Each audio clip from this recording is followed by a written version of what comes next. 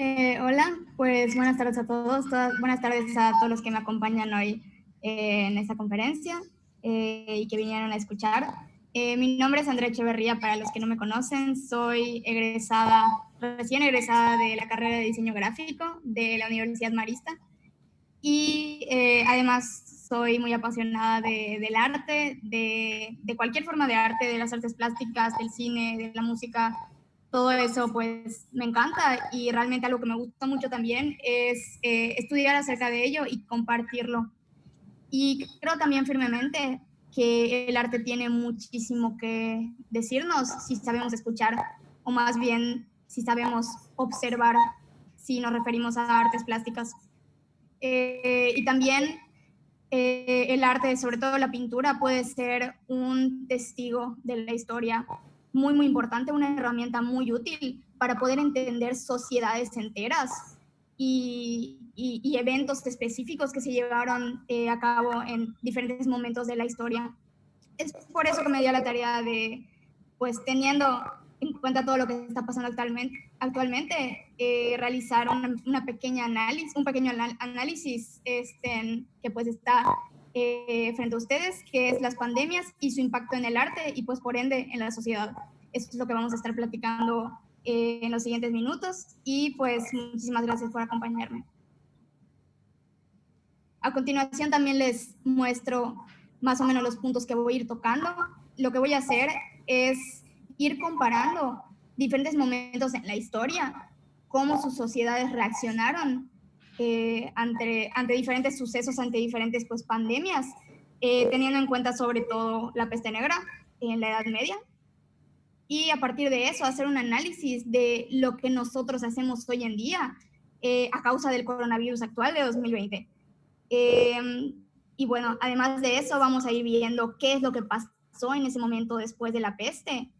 Y también podríamos hacer nosotros conjeturas de qué es lo que nosotros podemos esperar después del coronavirus, qué es lo que nos espera, no solamente en el arte, sino pues en el momento de la historia que sigue como sociedad colectiva que compartimos todos nosotros.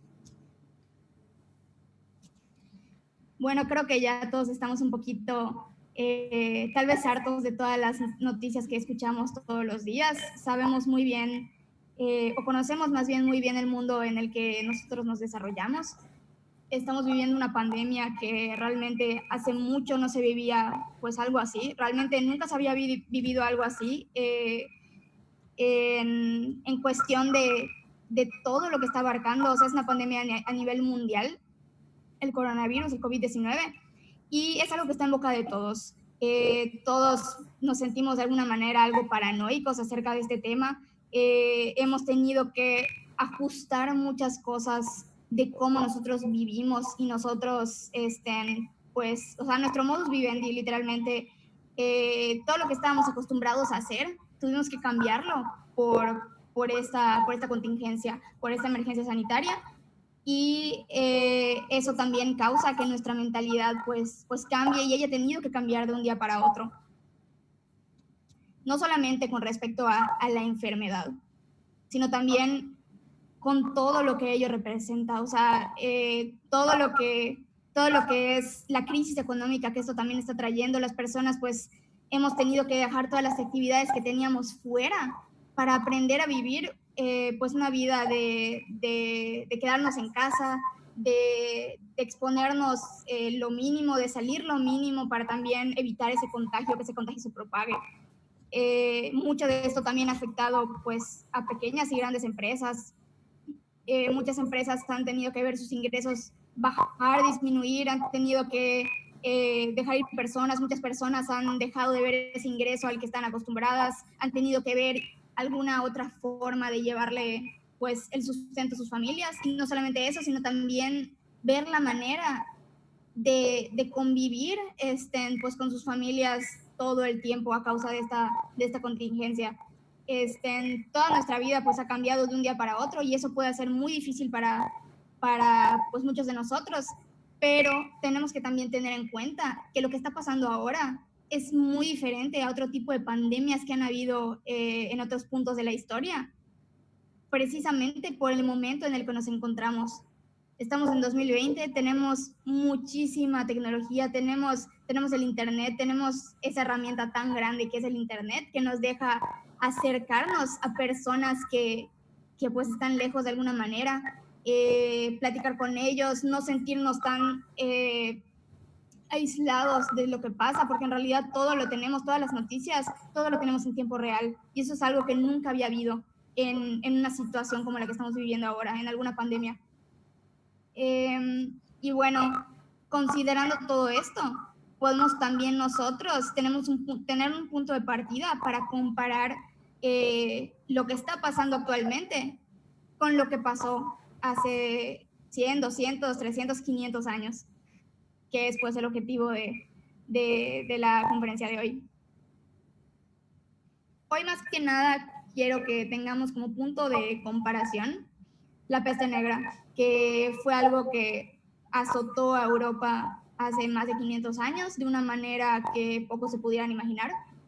Y de esta manera realmente pues es una enfermedad muy diferente, es un tiempo muy diferente al que estamos viviendo, pero también podemos encontrar ciertas similitudes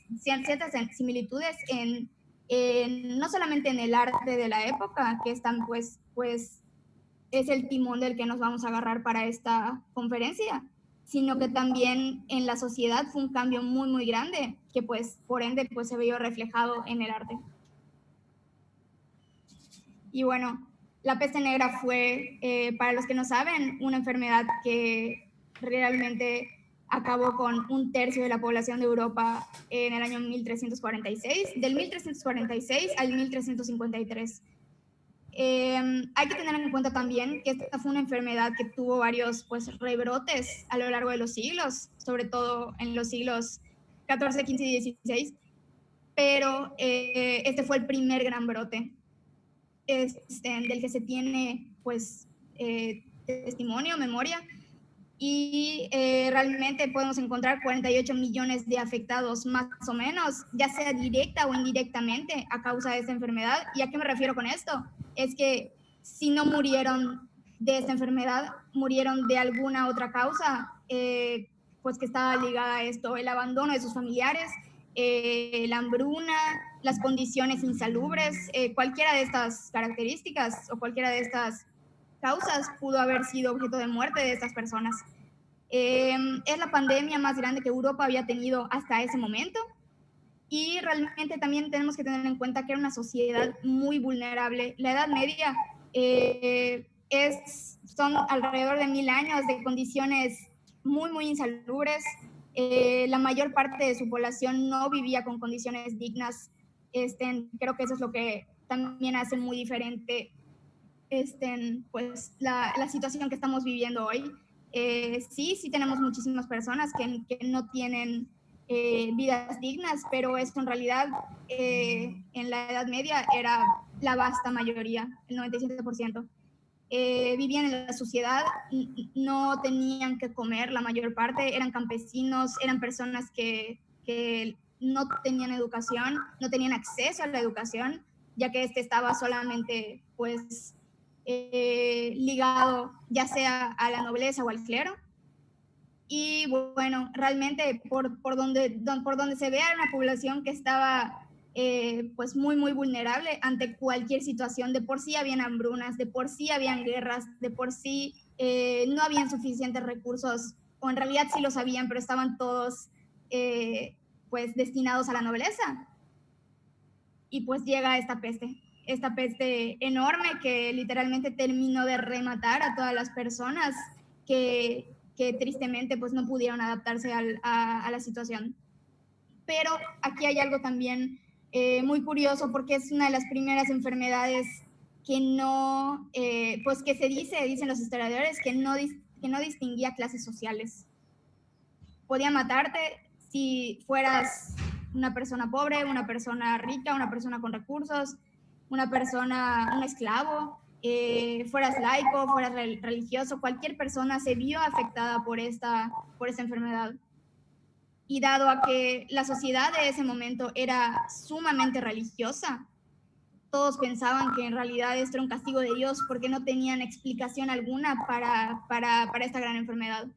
Ya después pues pudimos saber que en realidad no era un castigo de Dios, sino era a causa de unas pulgas que estaban en unas ratas, que pues las ratas vivían literalmente a la par de los hombres por las condiciones que pues les comento.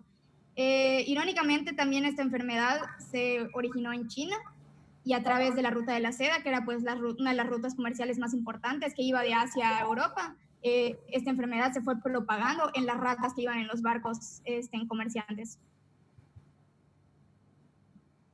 Este es un extracto de El Decamerón de Giovanni Boccaccio que describe bastante bien esta situación y dice así: con tanto espanto había entrado esta tribulación en el pecho de los hombres y de las mujeres, que un hermano abandonaba al otro, y el tío al sobrino, y la hermana al hermano, y muchas veces la mujer a su marido. Y lo que mayor cosa es, y casi increíble, los padres y las madres evitaban visitar y atender a los hijos como si no fuesen suyos. Esto es algo que creo que es importante mencionar, porque no solamente el arte es un registro de la historia, o sea, no solamente las artes plásticas son un registro de la historia, también la literatura lo es. Giovanni Boccaccio es un escritor muy, muy importante en la literatura italiana, que vivió de primera mano la peste y la tremenda miseria que trajo. Y en su libro, pues, El Decamerón, él retrata, pues, toda esta contingencia que hubo, esta enfermedad que afectó a todos, y realmente también se describen en libros de la época que uno podía ver a una persona perfectamente bien durante la mañana y esta persona podía morir en la tarde o en la noche. Era una enfermedad que atacaba de manera muy, muy rápida, y es por eso que en relativamente poco tiempo pues acabó con una muy gran parte de Europa. Esta pandemia solo era comparable con otro brote de peste que hubo en la Roma antigua, en el año 541 después de Cristo, en la época de Justiniano. Pero bueno, la peste que hubo en el 1300, el brote del que estoy hablando, fue muchísimo más grande y afectó muchísimo a mucha gente durante más tiempo. Pero ya dejando a un lado un poquito la enfermedad, quisiera hablar también de las consecuencias que esto tuvo en la sociedad, en su mentalidad, en su forma de vivir, en su manera de vivir. Ya les mencionaba yo antes, al principio de la presentación, que así como nosotros también hemos tenido que, pues, adaptarnos a la situación que estamos viviendo, que si bien es diferente a la peste, pues también nos hemos tenido que adaptar.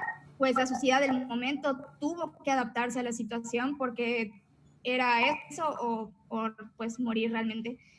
Es por eso que a pesar de toda la miseria que esta enfermedad dejó, a pesar de toda la muerte, a pesar de la hambruna, de la desesperación en la gente, sobre todo muchísima desesperación, porque la gente estaba acostumbrada a poner toda su depositar toda su fe y confianza en el clero y por ende en Dios, pues solo estaban viendo cosas malas que según ellos eran castigo de Dios. Entonces esto fue un cambio de mentalidad enorme y crucial para lo que se vendría después. Hablando sobre el aspecto económico, los burgueses, que eran, yo creo que los emprendedores de esa época, que eran esa clase media que estaba surgiendo al final de la Edad Media, que iba a reemplazar a los señores feudales, que eran los dueños del campo, que tenían a toda esa gente trabajando para ellos, fueron los que tuvieron que, pues, ser muy, muy inteligentes para saber cómo abordar esta situación de la mejor manera. ¿Y cómo lo hicieron? Lo hicieron a través de lógica y técnica. Lógica, porque sabiendo todo lo que pasó, no querían repetir los mismos errores y se dieron cuenta que tenían que buscar una manera de comerciar fundamentada en hechos y en cosas que ellos pudieran saber cómo, bueno, aprender de lo que había pasado y no repetir esos errores. Y también me refiero con técnica a que ya no había mano de obra y tenían que buscar otras maneras que de alguna manera ayudaran a la productividad, no solamente en lo que se refiere a servicios, sino también en productos. Si ya no tengo tantos artesanos que me puedan echar la mano haciendo un producto, necesito pues a lo mejor 1 o 2 personas que tengan nuevas técnicas de hacer las cosas y que puedan producir muchísimo más rápido. Aunado a esto, también hubieron muchísimas migraciones del campo a la ciudad. Y esto fue algo que la iglesia intentó parar de alguna manera, pero muy en vano, ya que las personas pues ya no le estaban haciendo tanto caso al clero. Querían ir a la ciudad pues en busca de mejores oportunidades, pero las pocas personas que se quedaron en el campo pues tenían ahora muchísimo más campo que trabajar.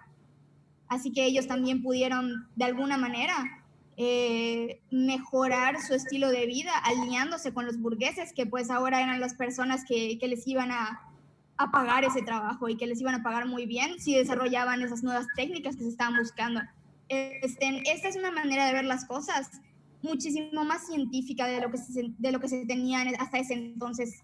Hasta ese entonces no se tenía en cuenta tanto que una persona pudiera producir mucho, sino que querían muchísimas personas para que pues pudieran producir lo que se pudiese. Esta manera en la que los burgueses lo afrontaron fue muchísimo más inteligente y muchísimo más fructífera a la larga. Y todo esto fue un cambio de mentalidad enorme en las personas, al que se le llama también un despertar en esta gente, un despertar del letargo en el que se encontraban, de solamente estar pues pensando que deben sufrir en la tierra, porque eso era lo que pensaban, que ellos estaban destinados a sufrir en la tierra para pues disfrutar del paraíso cuando murieran, del cielo, que era lo que les pintaba la iglesia, era lo único que conocían y pensaban que solamente Dios iba a ser pues lo único que necesitaran. Pero pues a través de toda esa muerte que experimentaron en carne propia, toda esa miseria y toda esa visión muy, muy mala de todo lo que podía llegar a pasar en la sociedad, hay un cambio de mentalidad enorme en el que también muchas personas se inclinan hacia el libertinaje, pero bueno, todo esto, esto se debe también, muchos historiadores creen, a que la peste fue un factor que realmente solamente aceleró pequeños otros factores que se estaban dando, como la hambruna, como la guerra, como, como también la desigualdad, en toda la gran desigualdad que se vivía en ese momento. La peste, la enfermedad sirvió para que esos factores se aceleraran y la gente pudiera pudiera cambiar de capítulo hacia lo que seguía. Y de hecho, sí, muchas fuentes también mencionan que se cree que sin la peste, o sea, sin esa enfermedad tan grande en ese momento, realmente la sociedad de ese momento, la sociedad medieval, no estaba lista para lo que iba a venir después, para lo que estaba por venir. Y bueno, en realidad, como les digo, esto fue acabando gradualmente. El primer brote acabó en el 1353, pero bueno, hubieron otros brotes alrededor de Europa los siguientes siglos. Pero bueno, ahora les quiero hablar, ya que tenemos pues estas bases, estos fundamentos, del arte que está detrás de las pandemias, del arte que hubo en ese momento a través de la peste negra del medioevo, y también a partir de eso poder analizar el arte que se está dando en este momento. La imagen que les presento ahora es la adoración de los Reyes Magos de un artista italiano que se llama Giotto di Bondone. Es del 1305, es de unos años previos a la peste negra. Sin embargo, me gustaría que nos fijáramos en varios factores. El primero es que son colores muy, muy vibrantes. El segundo es que podemos empezar a ver unos rasgos de naturalismo. Con naturalismo me refiero a que las expresiones se empiezan a notar un poquito más en las personas. No todas tienen pues la misma la misma expresión, el mismo temple, sino que van cambiando dependiendo de aquello que estén haciendo. Es solamente un ligero cambio, pronto lo veremos pues muchísimo más acentuado.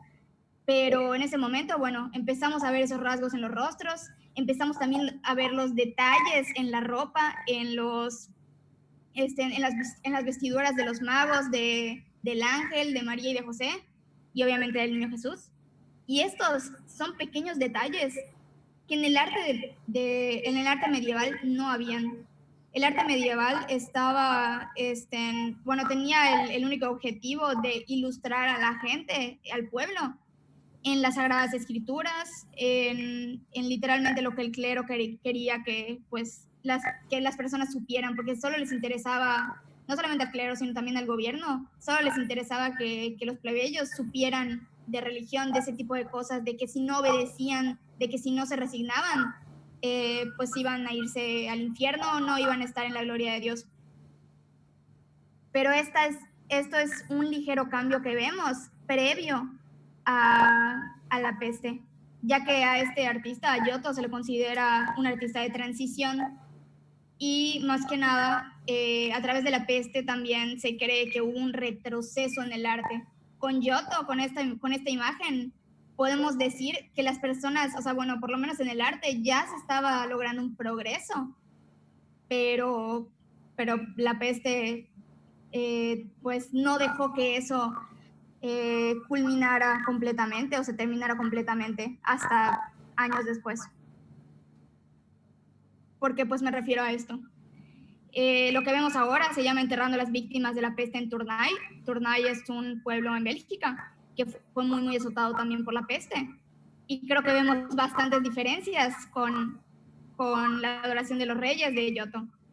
No solamente los colores, sino que ahora vemos que los rostros no están tan cuidados como antes, los colores tampoco.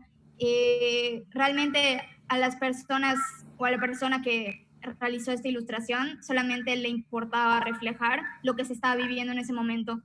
Mucha gente enterrando a sus seres queridos, porque esto era algo que se veía todos los días. Y eso no está mal, porque realmente el arte es un reflejo de todo lo que se vive en un determinado momento de la historia. No está mal, pero no era algo innovador. Era mantener, no pensar tanto en técnica, sino en reflejar lo que la gente estaba viviendo, porque en realidad no conocía otra cosa en ese momento. Pero sí, estas son las diferencias que podemos captar entre estas dos pinturas. Y también en la Edad Media se llevó a cabo algo que se le clasifica como un subgénero del arte medieval, que se llama Danza de la Muerte, que es una serie de ilustraciones de esqueletos, como lo están viendo en pantalla, esqueletos bailando sobre sus tumbas, muchas veces jalando a los vivos para bailar con ellos. Esto también muestra una visión satírica que las personas ya tenían con respecto a todo lo que estaba sucediendo. Ellos habían experimentado pues la putrefacción de los cuerpos, lo habían visto en cosas que eran en realidad pues feas y grotescas, que no dejaban muchos rayos de esperanza, pero de alguna manera ellos tenían que reflejarlo, pues acompañado de esta nueva mentalidad que estaba surgiendo, que era que ya tenemos que empezar a ser felices o por lo menos a ser plenos en vida y no esperar a morir para hacerlo. En estas imágenes también se muestra cómo la muerte, que son los esqueletos, no distinguen, así como la enfermedad no distingue, se pueden llevar a una persona de la nobleza, se pueden llevar a un sacerdote, a todos los invitan a bailar con ellos. Y realmente se refiere a esta mentalidad de ser felices en vida, o de por lo menos intentar serlo, y no esperar a morir, o más bien era también una visión que las personas tenían de no querer morir. Es por eso que los esqueletos no es que se hayan ido al cielo, se hayan ido a ninguna parte, sino que están ahí con las personas, porque no se quisieron ir, las personas ya no querían morirse, estaban hartas de ver tanta muerte y querían pues quedarse a ser felices en vida. Esto también me pareció muy curioso porque, bueno, la imagen que vemos en pantalla a la izquierda es una danza de la muerte del siglo XIV, como las que he estado pues poniendo.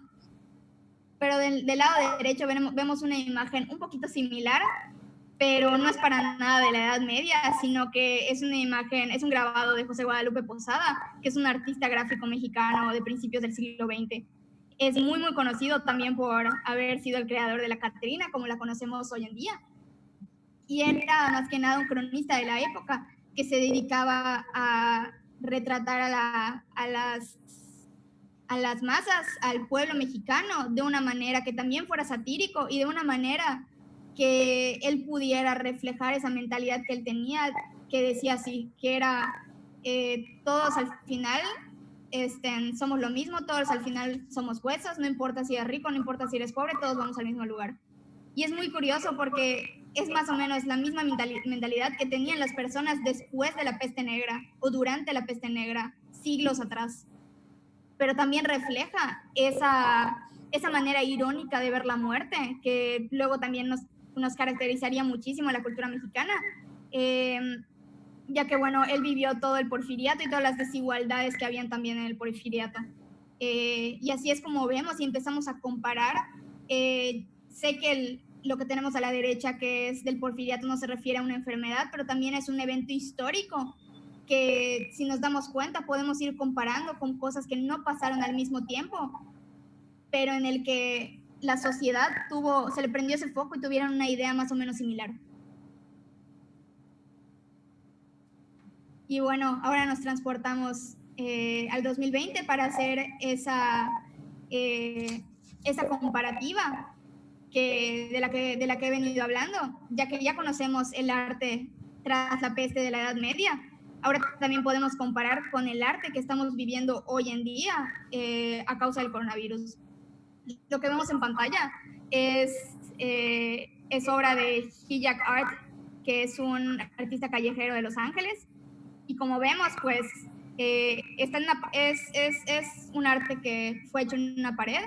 Sin embargo, son dos personas que tienen su traje para no contaminarse, para no dejar pues entrar virus, pero pareciera como si se están yendo a la guerra, como si tienen cascos, como si estuvieran yéndose a alguna guerra o si se estuvieran preparando para ella. Y sus armas son son esas herramientas de limpieza que vemos, el spray, el Purell que tienen, el gel antibacterial que tiene el amigo de la derecha en su pierna, y también tenemos la imagen del coronavirus en la máquina de limpieza que tenemos en amarillo en la parte inferior derecha. Es de esa manera. Bueno, además los rollos de papel higiénico que tenemos en la espalda de la persona de la derecha, todos esos son íconos de lo que está pasando actualmente en la sociedad a causa del coronavirus. Y es lo mismo, es representar lo que estamos viviendo de la manera en la que el artista pues lo ve, a la visión de sus ojos. El artista que muestro ahora es mexicano, se llama Gastón Rincón, es de Tlaxcala, y él es un artista contemporáneo que se dedica también a representar al ser humano de tal manera de que se muestre cómo su contexto afecta al cuerpo. Y pues qué mejor que hacer un estudio del coronavirus y de lo que está pasando actualmente. En la imagen de la izquierda, las dos son hechas en acuarela, pero en la imagen de la izquierda podemos ver pues a las personas con sus máscaras como si fueran doctores, pero en la imagen que muestro abajo también podemos hacer la comparativa con los doctores de la peste que habían en la Edad Media, que son en realidad símbolos muy, muy parecidos. Son símbolos que de alguna u otra manera recuerdan a la muerte, pero están asociados también pues con el personal de salud que nos está pues protegiendo todos los días, y que también en su momento, en la Edad Media, eso era lo que intentaban. Además, tenemos del lado derecho las imágenes o por lo menos los dibujos de un coronavirus, de cómo se le conoce actualmente al coronavirus. Esas bolitas con piquitos más chiquitos de otros colores son esa enfermedad, y abajo tenemos a las personas que están como si estuvieran enterradas. Y esto nada más de entender una transición de cómo nosotros nos estamos convirtiendo en la enfermedad. Porque en realidad es todo lo que estamos viendo hoy en día, es todo lo que oímos en las noticias, todo lo que vemos en la tele, y muchos de nosotros pues estamos hartos, pero en realidad este tipo de arte es necesario para recopilar la experiencia que estamos viviendo hoy en día, así como el arte que se vivió en la Edad Media era necesario para que nosotros pudiéramos saber y entender cómo vivieron esas personas ese momento. Y bueno, tenemos también aquí otras obras, cómo el coronavirus ha ido afectando también a las personas en su economía, dejando muchísima más pobreza y miseria a su paso. Tenemos también pues la famosa parca, que en realidad este es un símbolo que se termina de forjar en la Edad Media, el esqueleto que también veíamos. Es muy recurrente en la Edad Media y se forja también a causa de la peste. Pero bueno, tenemos aquí como la muerte está intentando atacar con coronavirus al personal de salud, que son las personas que están trabajando arduamente todos los días, y cómo ellos nos intentan proteger de alguna manera, que en realidad pues eso también es parte de nuestro día a día, recibir todas las noticias de los hospitales y de los doctores y el personal médico. A través de todo esto podemos tener muchísimas imágenes que nos dejan un poquito desesperanzados, tristes. Hemos tenido que ajustar muchísimas cosas de cómo hacemos y cómo vemos las cosas que hacemos día con día. Y también pues no sabemos cómo va a terminar esto, cuándo va a terminar esto en realidad, y eso también nos deja mucha incertidumbre, y la incertidumbre al ser humano es algo que le puede afectar mucho, y es por eso que necesitamos el arte, y es por eso que necesitamos reflejar nuestra visión de las cosas de alguna manera. Pero vengo a decirles también que según la línea histórica, existe algo después de la peste, existe algo después de la enfermedad. Y en este caso, después de todo lo que se vivió en la Edad Media, toda esa muerte, toda esa miseria, todo ese sufrimiento que vivió la sociedad solamente para poder por fin cambiar de mentalidad, solamente así estuvo lista para pasar a lo que seguía, para que literalmente Europa pudiera renacer por fin de entre las cenizas y pasar a lo siguiente, a pasar así al siguiente capítulo de la historia, que era lo que tocaba. Y pues digo renacer porque es literalmente lo que tocaba en ese momento, el renacimiento, y muy, muy específicamente el renacimiento italiano. Ahora lo que vemos en pantalla es la Capilla Sixtina, que es pues, pintada por Miguel Ángel. Es uno de los estandartes del Renacimiento, y este arte no hubiera sido posible si la Edad Media no dejaba paso a otro tipo de mentalidad. Pues muchos sabemos que es en Florencia donde se lleva a cabo este nuevo renacer, esta nueva, pues es la cuna de la mentalidad del Renacimiento, la cuna del Renacimiento en general, que vio pasar a muchísimos, no solamente artistas, sino también pensadores, a Miguel Ángel, a Leonardo da Vinci, que es literalmente el estandarte de lo que debe ser un hombre del Renacimiento en ese momento. Y bueno, el Renacimiento más que nada se caracteriza por muchas cosas que no hubieran sido posibles sin las consecuencias que trajo la peste, la enfermedad, que es un cambio de mentalidad en lo que a Dios se refiere. Ahora ya no Dios era lo más importante, sino que el hombre era la medida de todas las cosas. Las personas se dieron cuenta que debían empezar a vivir, pero no solamente vivir en un libertinaje, sino a darle sentido a esas vidas que tenían. Es así como se empieza también a dar una nueva evolución entre las personas, entre los artistas, no fijándose tanto en de dónde provienen, sino en todo lo que pueden llegar a lograr. Es así como podemos tener muchísimos científicos, personas que ven todo lo que podemos llegar a hacer a través de la lógica y la técnica, que era lo que estábamos hablando, que poco a poco es algo de lo que se fue dando cuenta la burguesía en los últimos años de la Edad Media. Y bueno, también la Edad Media se basa en recobrar los clásicos. ¿Y a qué me refiero con los clásicos? A Roma, a Grecia, a todas a todo el conocimiento que esos pueblos nos dejaron, a todos esos cánones de belleza, a todo lo que en realidad, a toda esa cultura, porque era literalmente una cultura que no había en la Edad Media. Recobrar todo eso y darle un nuevo sentido en favor de la sociedad, porque ese es otro pues estandarte muy importante de lo que es el Renacimiento y de lo que es en su mentalidad, el hecho de poder poner manos a la obra y solucionar problemas y buscar soluciones a problemas a través de la técnica y a través del conocimiento, porque eso antes, en 1000 años de oscurantismo, no se dio demasiado, pero bastantes problemas ya había pasado la humanidad para no empezar a buscar soluciones por sí mismo y no esperar tampoco a que Dios diera esas soluciones. En lo que se refiere al arte, quisiera empezar presentando esta obra que se llama La Anunciación y es de Fra Angelico, que es un artista de los primeros del Renacimiento. Esta obra data del 1428, alrededor de unos 70, 80 años después del primer gran brote de peste. Recordemos que hubieron algunos otros después.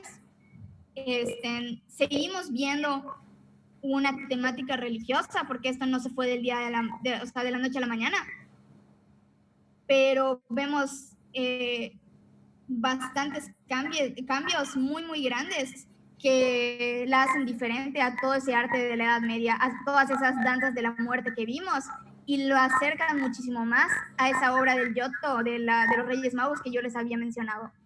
Los colores muchísimo más fuertes y saturados. Vemos también que, así como el Giotto en su momento, antes de la peste, vemos que empieza a haber un poquito más de detalles en la ropa, de profundidad, de detalles que dan profundidad. No solamente es la Virgen a la que el ángel está pues dando la anunciación, y también tenemos a Adán y a Eva que están saliendo del Edén del lado izquierdo, sino que tenemos también técnicas nuevas, tenemos una idea de profundidad que se da a través de puntos de fuga, a través de una perspectiva que todavía no está lo suficientemente trabajada, que se va a trabajar mucho más en otros momentos del Renacimiento, pero bueno, por lo menos vemos un indicio. Eso era también algo que a las personas de la época les maravillaba, el poder pensar, o sea, una obra así, eso les hacía pensar que casi pudieran meter su mano a través de la obra, porque tenían ese punto de fuga y esa arquitectura que lo hacía ver como si fuera algo tridimensional un poco. Y bueno, también tenemos una obra que es muy, muy característica del Renacimiento, es uno de los íconos del Renacimiento, y no solamente del Renacimiento, sino de uno de sus maestros, que es Leonardo da Vinci. Este es el hombre de Vitruvio, que se hizo en 1490. Esto está hecho con tinta, no es que tenga colores, no es que tenga otro tipo de cosas, pero es muy, muy, muy importante para el Renacimiento, porque de esta manera Leonardo puso las bases de lo que iba a ser la belleza o lo que iba a ser bello en el arte a través del Renacimiento y a través del arte que viniera en siglos posteriores. Es literalmente una base de lo que se le considera el arte académico. El tener esas bases, ese canon de belleza, de la proporción que debe tener un ser humano, un hombre en ese caso, el cual está encerrado en un cuadrado y en un círculo. Estos son literalmente signos y símbolos de divinidad y de cómo ahora sí el ser humano es el centro de todas las cosas y debe ser lo más importante, y lo que más se debe de buscar, como los griegos y romanos, es la belleza del ser humano y exaltar todo lo bueno que tiene el ser humano, porque ahora sí ellos eran los que escribirían lo que pues escribirían su historia, escribirían ese paso que tendrían en la historia y todo lo que estarían ellos por vivir. Y bueno, estos cánones también están inspirados de un arquitecto que se llamaba Vitruvio, Marco Vitruvio, que era un arquitecto griego, y de ahí se basa Leonardo, haciéndole algunos ajustes que él pues creyó convenientes en su momento, pero pues evidentemente tenía razón al hacerlos. Y pues por último les quiero presentar la Escuela de Atenas, que es hecha por Rafael Sanzio, que es uno también de los grandes del Renacimiento italiano, junto con Leonardo y junto con Miguel Ángel. Se hizo en 1511, cuando él tenía alrededor de 25, 28 años. Era una persona muy, muy joven cuando hizo esta obra, que es enorme y que está en los museos vaticanos. Pero ahora sí, en esta obra podemos ver cómo convergen mucho de lo que hemos hablado y muchas de las características del Renacimiento.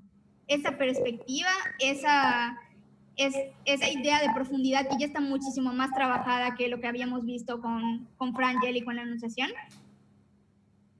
Esa idea de profundidad enorme, esos detalles, no solamente en la ropa de las personas, no solamente en la textura y en los colores que le da a la ropa, sino también a los rostros.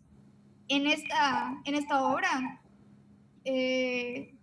Rafael se inspira muchísimo, no solamente de personas de su tiempo, sino también personas pues de la edad clásica, que ahora les voy a mencionar.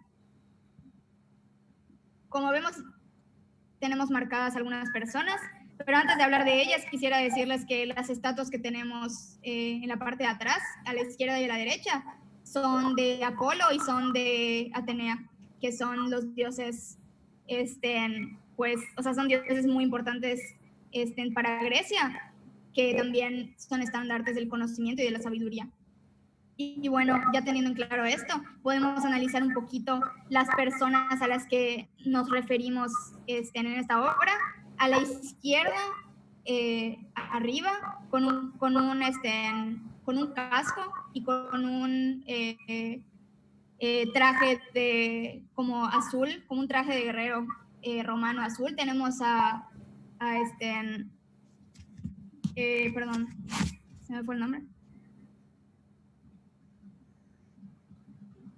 Tenemos a Alejandro Magno, que era también un ávido estudiante de Sócrates, que es la persona con la que está hablando enfrente de él, que es el que tiene la túnica como entre verde y café más o menos.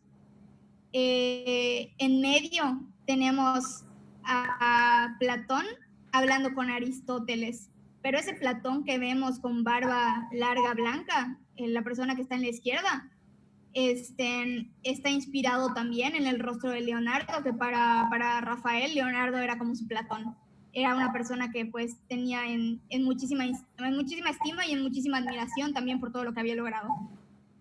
Tenemos en la parte esquerda, abajo de Alejandro Magno, es una mujer vestida de blanco, y ella es Hipatia, que es una filósofa griega, pero cuyo rostro está inspirado también en la novia de Rafael, que en ese momento era una mujer llamada Margarita. Abajo también tenemos, abajo de esa mujer, tenemos a Pitágoras escribiendo en su libro, y a su derecha, que es la persona que está abajo también escribiendo, pero de pelo negro, tenemos a una persona cuyo rostro está inspirado en Miguel Ángel, que también era otro filósofo de la época. Y a la derecha, muy a la derecha, casi en la esquina, tenemos a Rafael, que se autorretrató en la misma obra. Y eso es súper importante también en todo lo que se refiere al Renacimiento. Las personas renacentistas buscaban trascender, buscaban dejar su marca en el mundo y no solamente pasar. Eso es básicamente uno de los estandartes y uno de los pilares del pensamiento renacentista. El hacer algo que signifique de verdad algo grande para otras personas y para otras generaciones. Y bueno, a través de eso podemos ver cómo el arte cambió drásticamente desde la Edad Media al Renacimiento. Y vemos todas esas creaciones increíbles que hasta la fecha todo el mundo, aunque no te sepas su nombre, sabes, lo has visto en algún lado. Son todas las creaciones del Renacimiento, son los techos de la Capilla Sixtina que hizo Miguel Ángel, o las esculturas que hizo Miguel Ángel, que tenemos también en pantalla, el Moisés, el juicio final que también pintó Miguel Ángel. Tenemos, obviamente, creo que es la pintura más conocida en el mundo, que es la Gioconda o la Mona Lisa de Leonardo da Vinci. Todas las vírgenes que hizo da Vinci también. Que así como vemos, seguimos teniendo tal vez esa temática religiosa porque la iglesia pues seguía pidiendo este tipo de obras. Sin embargo, ahora los artistas le daban muchísimo más sentido, y así como vimos en la escuela de Atenas, que es toda inspirada en ese conocimiento greco-romano que los renacentistas pues restauraron y le dieron otro sentido. Así como vimos que ahí también podemos poner mensajes sobre cosas que están pasando en nuestro momento y en nuestra, bueno, en el momento de ellos. Pues lo mismo hicieron también con el arte que era religioso. Aquí tenemos también la Última Cena, en la que supuestamente Leonardo se retrata él mismo discutiendo sobre la existencia de Jesús en el lado derecho. Son muchísimas más cosas que podemos analizar de este tipo de obras, porque los artistas también buscaban ese sentido de trascendencia y ese sentido de pensar más las cosas y tener un criterio propio y no esperar nada más solo lo que nos dijeran ya sea la iglesia o el gobierno. No solamente en pinturas, sino también en esculturas. Y pues claro, tenemos son algunas de las obras más bellas de la historia del arte, no solamente las de Leonardo y las de Miguel Ángel, sino también las de Botticelli, que es, por ejemplo, esta que es súper conocida, que es El nacimiento de Venus. Y vemos todo ahí, o sea, los cánones de belleza, el volumen, la perspectiva, todo aquello que no se tenía en cuenta durante la peste, porque pues evidentemente las personas tenían otras personas tenían otras cosas que estaban en su mente.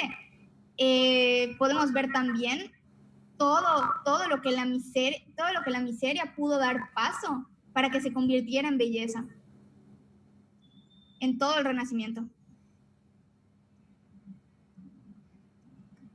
Y bueno, ya no estamos en el Renacimiento, ya no estamos en el siglo XV, en el Cinquecento italiano, estamos en el 2020 y muchos de nosotros también nos podemos preguntar qué es lo que sigue, qué es lo que va a pasar. Ya vimos qué es lo que está pasando ahora mismo en el arte, pero no sabemos qué es lo que va a ocurrir después.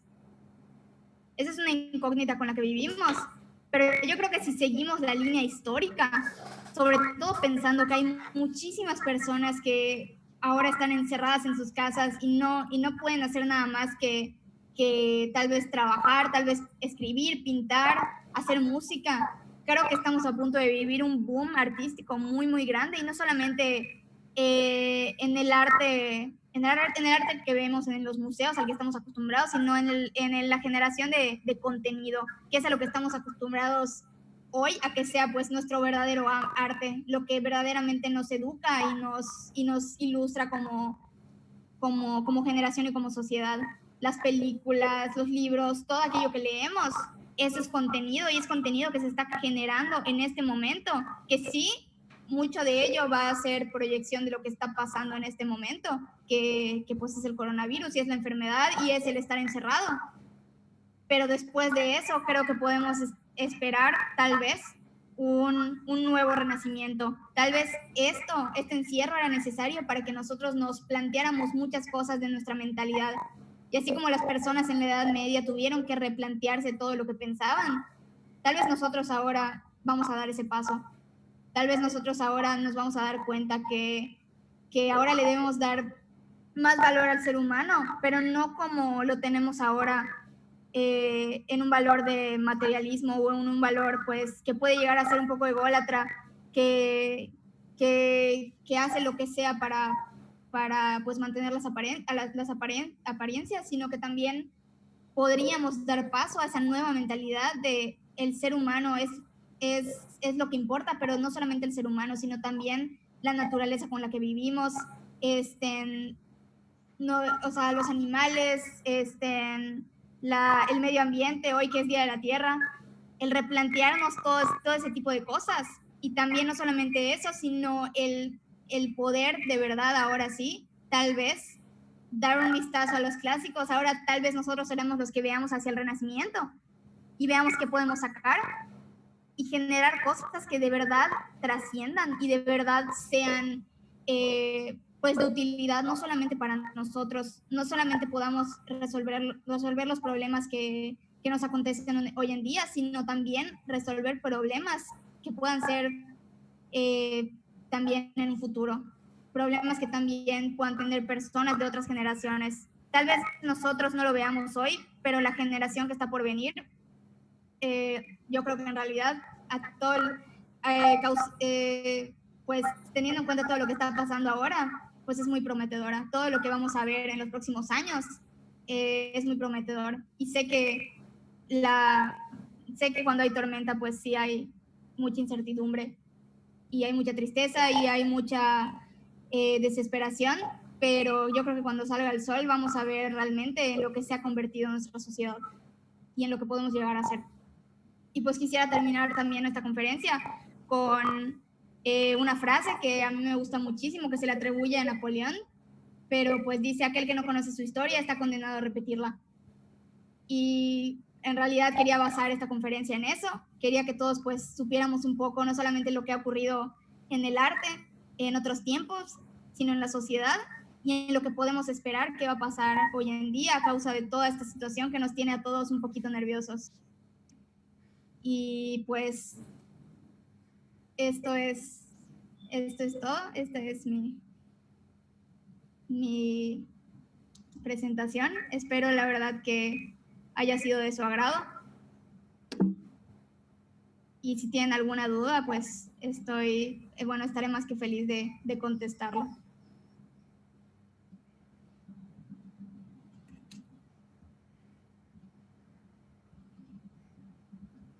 A ver, esperen.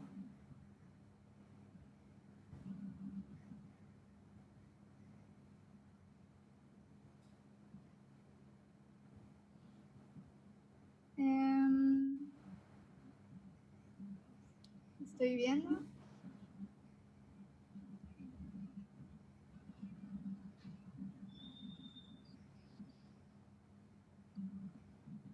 A ver si tienen alguna pregunta, pues.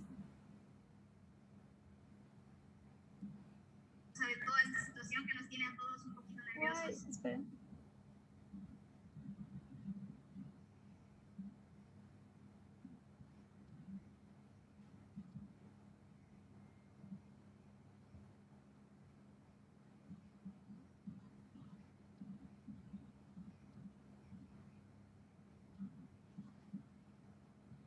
Ok, me preguntan. Ok, Jimena Fuentes. Hola Jimena, ¿qué onda? Me pregunta qué libros de historia del arte recomiendas para leer en la cuarentena. Ok, la verdad es que es un libro muy, muy grande, pero es del que yo me he basado pues muchísimo para hacer no solamente esta conferencia, sino también muchas clases, que es, literalmente se llama Historia del Arte, de E.H. Gombrich. De hecho, lo tengo aquí. Voy a mostrarlo. Es digo, se ve como al revés, pero lo recomiendo muchísimo. Es una fuente de información enorme. Yo creo que es un estandarte de la historia del arte y es súper interesante y abarca pues muchísimo desde la edad antigua hasta yo creo que en mediados del siglo pasado. Yo creo, la verdad es que está muy, muy completo, principios del siglo pasado. Y la verdad es que ese lo recomiendo mucho. A ver. No sé si hay más dudas, estoy viendo.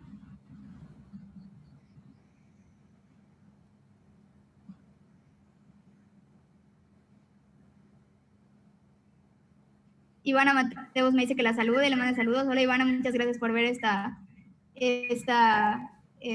conferencia. Muchas gracias a todos los que me acompañaron, la verdad.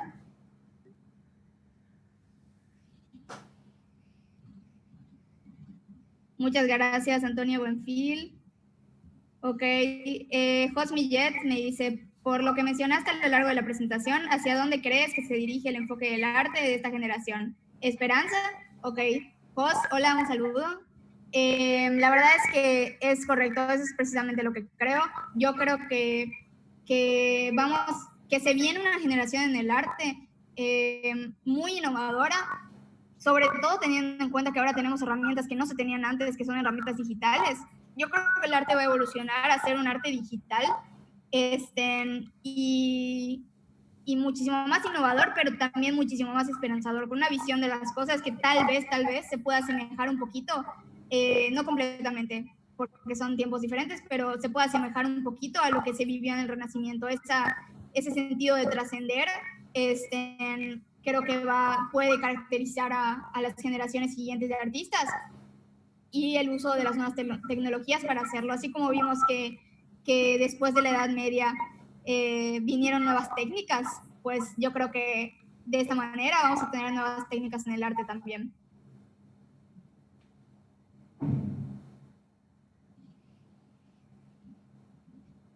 A ver. Y pues les quiero agradecer muchísimo a todas las personas que estuvieron viendo mi conferencia. Espero haya sido de su agrado, espero que hayan aprendido algo, que se lleven en cualquier pues partecita de conocimiento que yo pude haber pues ayudado a obtener. Y pues esto es todo por mi parte, me despido, y si tienen alguna duda o pues cualquier otra pregunta que yo pudiera pues responder, también pues son libres de contactarme por Facebook, cualquiera que sea el medio, pues voy a estar disponible para cualquier cosa. Entonces pues muchísimas gracias por acompañarme en este viaje.